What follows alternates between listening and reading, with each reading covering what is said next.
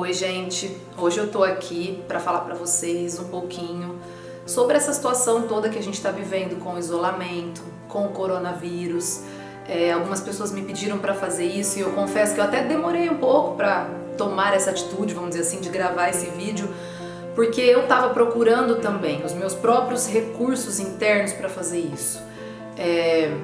Normalmente, quando a gente, psicólogo, fala sobre um tema, estuda determinado assunto, a gente tem uma certa identificação com aquilo, porque é algo que nos chama atenção, é algo que nos toca de alguma forma, mas esta situação específica, ela é muito diferente. Primeiro porque ela é sem precedentes.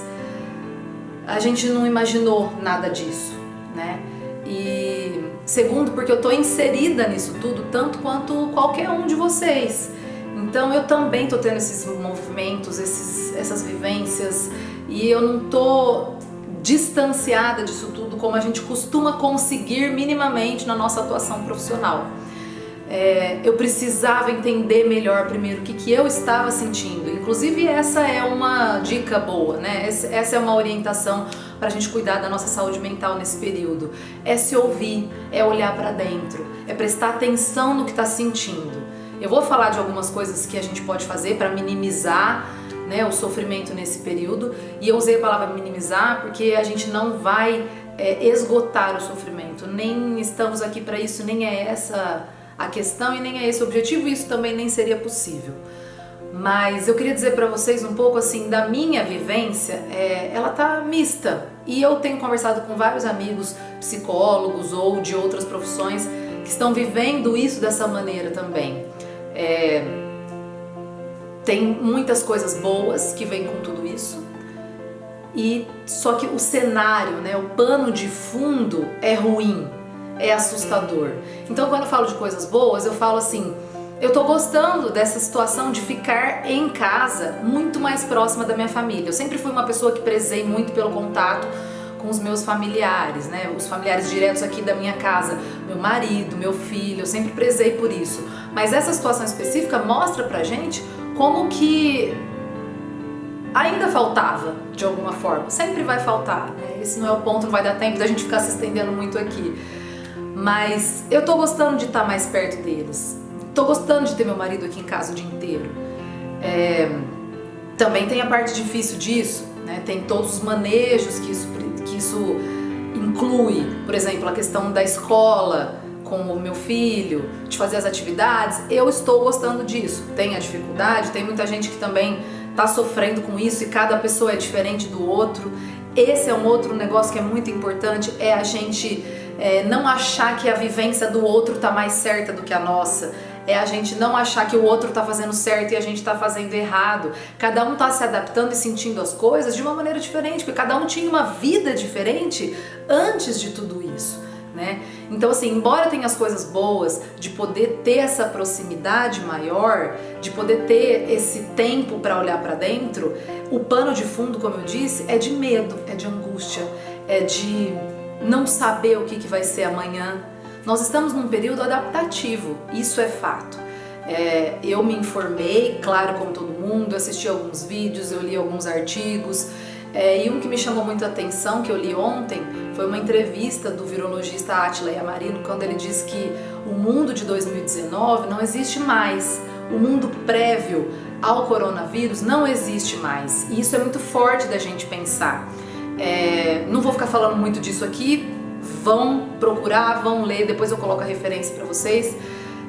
Mas a gente pensar que quando a gente sair do isolamento, a gente não vai encontrar o mundo da forma que era antes, já é assustador. É um movimento adaptativo.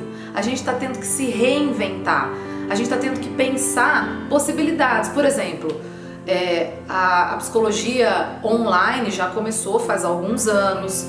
A liberação de psicoterapia por meios tecnológicos é mais recente, mas tinha muitos psicólogos que não estavam habituados com isso ainda. E mesmo os que estão tendo que se adaptar a uma clínica 100% online. Como que é isso, né? Eu, por exemplo, estou fazendo meus atendimentos 100% online. Então, como é que fica isso? É uma adaptação. Vários outros setores de negócios estão tendo que repensar suas atividades para poder atender os públicos com entregas, para que não pare. Então tem as preocupações econômicas, tem muita coisa em torno de tudo isso, né? Eu fiquei pensando um pouco sobre o que isso significava, essa transformação toda, e me ocorreu o modelo de gestação. Eu fiquei pensando aqui que a gente está dentro das nossas casas, quem pode, claro, não se trata de julgar quem não consegue ou quem não pode, cada um tem sua realidade, quem pode fique em casa, né? Mas tem os profissionais de saúde que tem que sair, que tem que ir, outros setores também que todos nós que estamos em casa dependemos deles também para poder continuar em casa. Então cada realidade é uma, mas eu tô pensando que a gente que tá aqui mais dentro desse ambiente mais protegido, o mais seguro possível, não totalmente seguro, porque isto não é possível, mas o mais seguro possível, me faz pensar muito no próprio ambiente uterino, né? Na própria situação de gestação, em que você tem um período ali para se desenvolver e sair capaz de enfrentar o mundo que você vai encontrar. Quando um bebê nasce, ele não faz ideia do mundo, né? Talvez ele faça, porque é por isso que sai chorando, né, gente? Vamos combinar que o mundo não é fácil.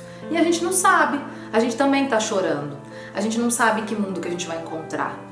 Ontem eu recebi uma música e eu acho que todas as lágrimas que estavam contidas aqui, porque eu também não estava sabendo muito como acessá-las, elas saíram.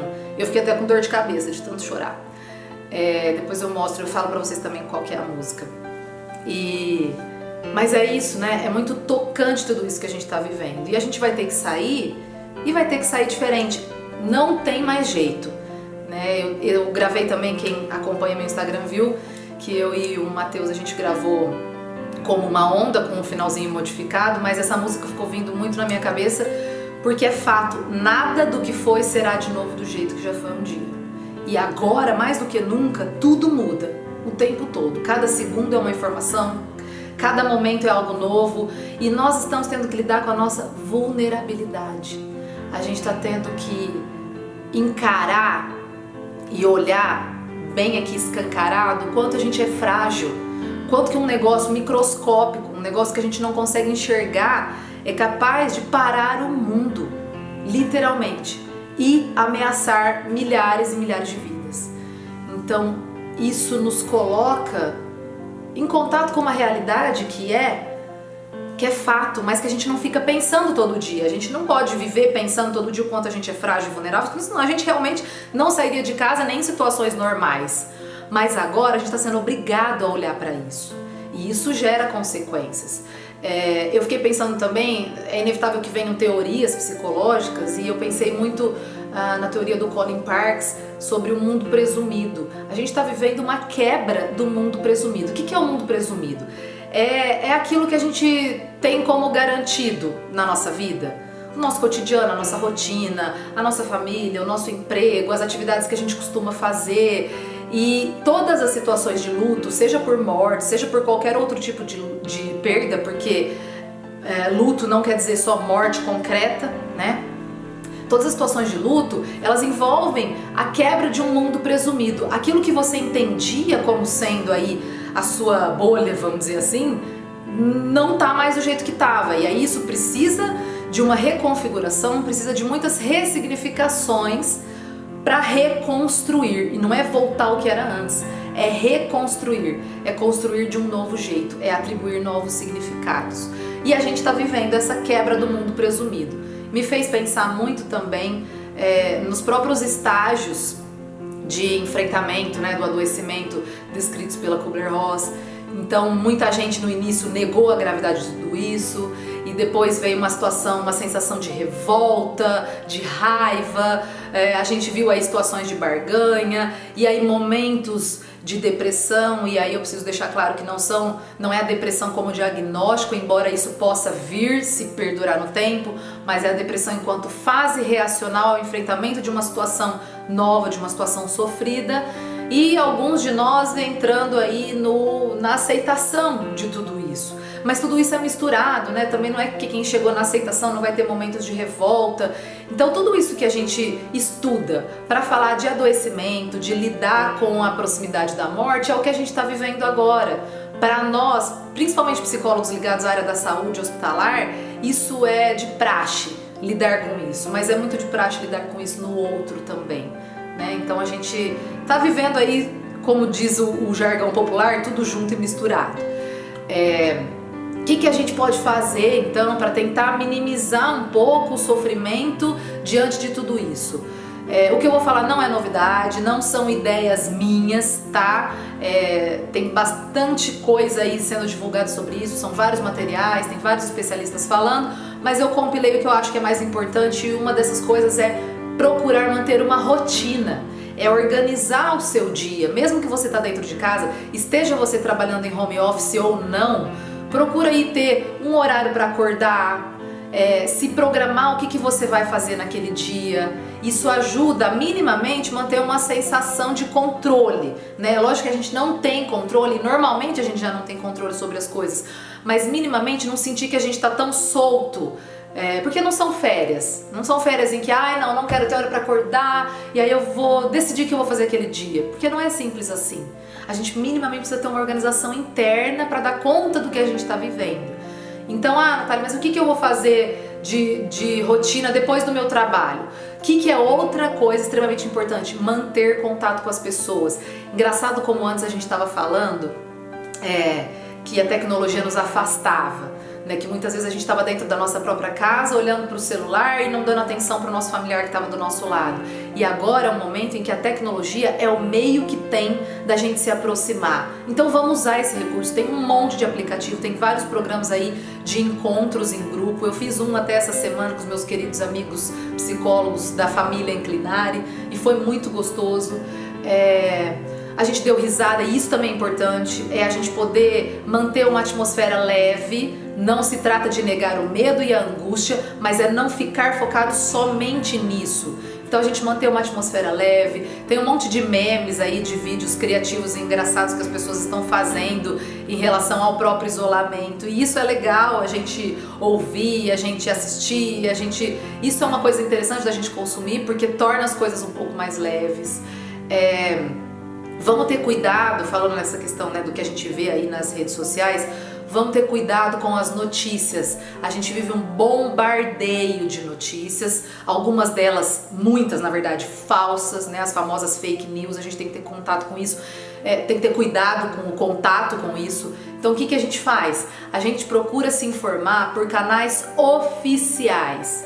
Não fiquem acreditando nesses áudios, fulano de tal que é enfermeira do não sei aonde que gravou esse áudio.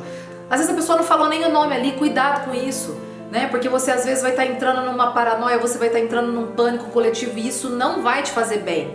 Então cuidado, vamos escolher momentos do dia pra gente se informar. Eu vou me informar no começo da manhã, de repente mais no meio da tarde. Vamos tentar evitar ver notícias às vezes à noite. Por quê? Porque à noite é o momento que a gente vai se preparar para o descanso, que é outra coisa extremamente importante, que a gente possa descansar, né? Que a gente possa cuidar da nossa saúde física, sim, para ajudar o nosso sistema imunológico também. Então, ficar vendo notícias que nos agitam à noite não vai fazer bem. O que a gente faz à noite? A gente vê um filme, a gente lê um livro. Tem tantas vezes eu escuto, né? Nossa, eu queria ler aquele livro, estava parado lá e eu não consigo continuar. Aproveita esse momento para isso. Procura um material que te desperte interesse, que você queria assistir. Vou contar pra vocês aqui uma coisa bem legal. Eu vou dar uma dica, na verdade tem duas. Tem um Instagram que chama Só Notícia Boa, que é bem legal de seguir também, porque dá um alento a gente ver notícias boas, e eles estão trazendo várias notícias boas em relação ao coronavírus, né, em relação a como está o mundo depois desse isolamento. Então, a diminuição da poluição, pavões andando na rua, cisnes nos canais lá de Veneza. Então isso ajuda também. E eu percebi que eu gosto muito, eu já assisti a esse programa, mas quando começou essa questão do isolamento, eu quis assistir um que chama As Casas Mais Extraordinárias do Mundo, tem no Netflix, e eu percebi que eu gosto desse programa porque ele me dá esperança. Esse programa, ele traz assim, pessoas que tiveram ideias muito malucas e lugares ermos, lugares que não tinham às vezes a infraestrutura básica e nem estrada para acessar, e construíram casas ali. E aí eu falei, gente, por que eu gosto desse programa? E é por isso, porque a gente vê a capacidade que o ser humano tem de se adaptar e de superar situações difíceis e sair daquilo mais forte. Esse é um programa que eu indico também porque ele dá essa sensação. Outra coisa que é extremamente importante nesse período é fazer exercícios físicos. Não fique só comendo, a gente tem a ansiedade, às vezes dá vontade de comer mais, tem vários memes disso aí também, mas, claro, a gente pode buscar um alento sim, numa comida gostosa que a gente, prepare, ou que a gente peça. A gente pode fazer isso sim, mas vamos nos exercitar porque isso também auxilia o nosso sistema imunológico, ajuda a gente a se manter literalmente em movimento. E aí eu vou aproveitar para fazer uma propaganda aqui. Quem não souber como se exercitar em casa com o que tem, procure o meu marido Matiola, que ele tá dando essa consultoria e a gente tá tendo resultados muito legais com pessoas treinando nas próprias casas com o que elas têm. Você não precisa ter uma anilha, um pezinho na sua casa para conseguir se exercitar. E não é só pelo jabá que eu fiz isso não, viu? É porque é extremamente importante você cuidar da sua saúde física também. Outra coisa que dá pra fazer, cursos online, né? E algumas pessoas têm pedido, vocês devem estar vendo que eu tô até organizando algumas turmas. Isso ajuda também a gente manter a mente ocupada, a gente aprender coisas novas nesse período. Mas, e por fim, que eu já falei muito, tenho certeza que esse vídeo já ficou mais longo do que eu queria, mas o mais importante de tudo é se respeitar, é não achar que você também tem que fazer tudo e ter uma quarentena extremamente produtiva e sair aprendendo 5 línguas com a casa, até vi um meme esses dias, faxinada 3 vezes por dia. Não, se respeite, respeite o seu ritmo, respeite os seus sentimentos. Não tem receita de bolo, mas se você se respeitar, você vai fazer esse movimento introspectivo e vai sair disso muito mais forte. Pelo menos é o que eu espero e é o que eu desejo para todo mundo. Um abraço e até mais!